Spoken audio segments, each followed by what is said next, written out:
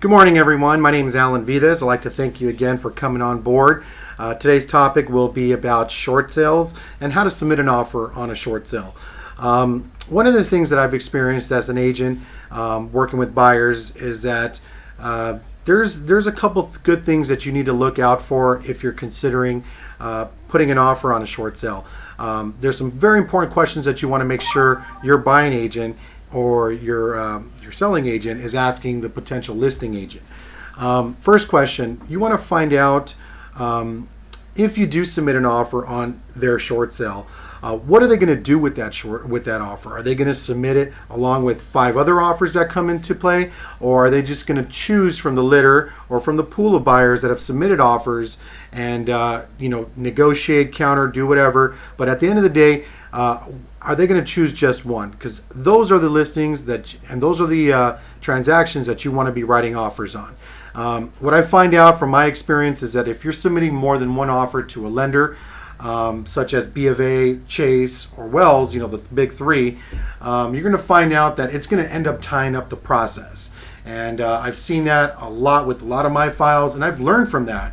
I've learned that, if you're the listing agent, you need to do what you're supposed to do when you receive an offer is negotiate with talk to your seller about it, negotiate that with the buyer and the potential agent, and make sure you guys come into an agreement of which offer you're going to accept. Because at the end of the day, if the owner of the house is selling their home through a short sale, they have the ultimate authority to do so, not the bank.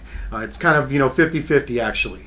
But anyways, the second thing you want to make sure that you find out is how many loans are on this house. If there's 1 loan or 2 loans, usually the properties that have 2 loans, we're finding out has a lot lengthier process, is a lot lengthier process, I should say, and is taking anywhere probably between 3 to 6 months to close that deal.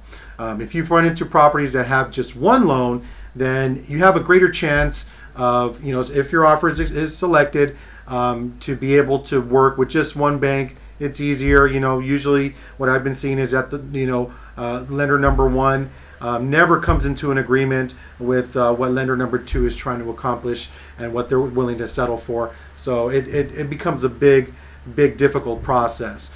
Number 3, you want to make sure that the agent with the listing is doing the proper steps, is taking the proper steps in submitting his short sale package. A lot of agents claim to say that they know how to process a short sale, and what they end up doing is that they submit too much information. So much information that the bank says, oh, well, you have this account, you have 3 or 4 different money market accounts or bank accounts. Well, you know what? The bank is going to say, no, forget it. We're going to delay the process and we're going to go ahead and see if we can make more money. Because again, these banks are debt collectors at this stage. And you know what? That's what they do. That's what banks do. They collect on a debt.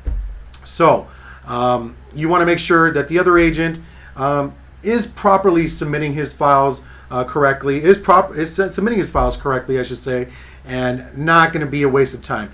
If you're able to find out those 3 factors, you'll be able to tell whether or not it'll be a 2 or 3 month process, which on average is taking about that long, taking about 45 to 60 days if there's 1 loan, and usually about 3 to 6 months if there's 2 loans. So that's my information for today, guys. I will be coming back on here again, discussing other topics, either from here in my office or on location.